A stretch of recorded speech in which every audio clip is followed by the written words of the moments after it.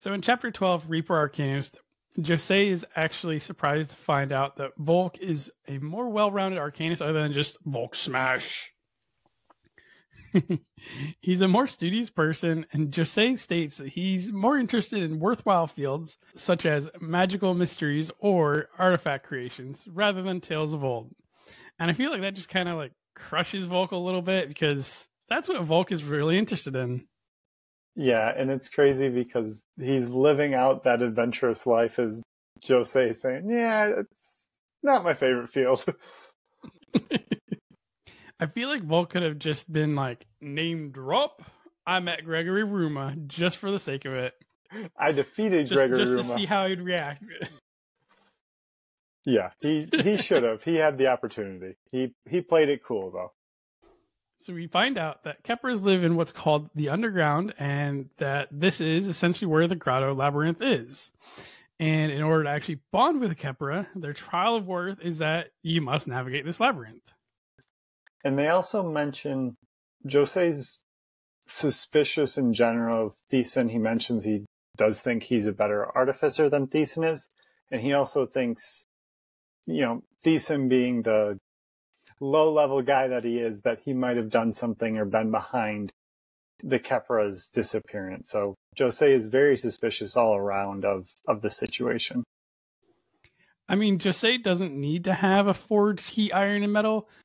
Like, I couldn't imagine just, like, here's a piece of metal. Here we go. That alone is pretty awesome. It is. It's extremely helpful for his line of work. So Volke going into hero mode here is just like, I'm going to just walk up in this place and go find those lost Khepras. And they're standing outside one of the entrances to the Grotto Labyrinth.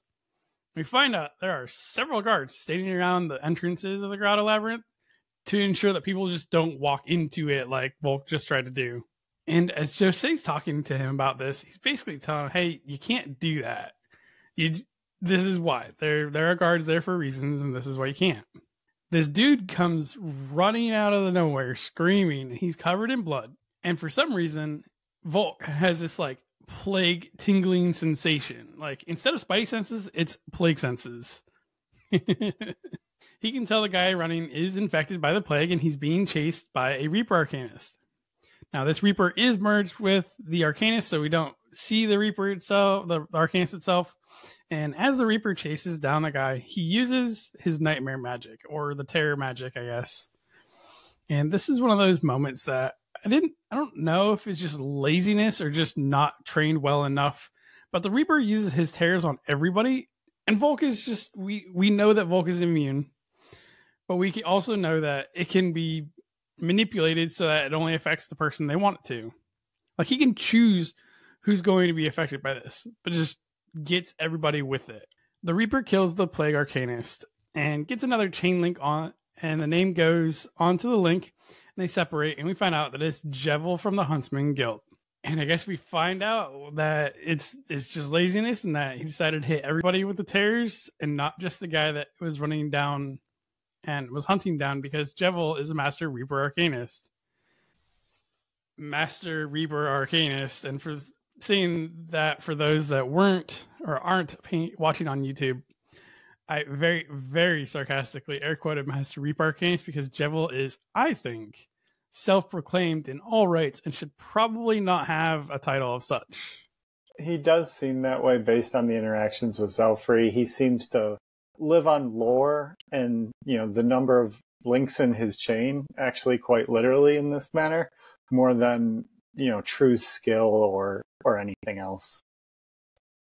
And with that, we want to thank everybody for listening.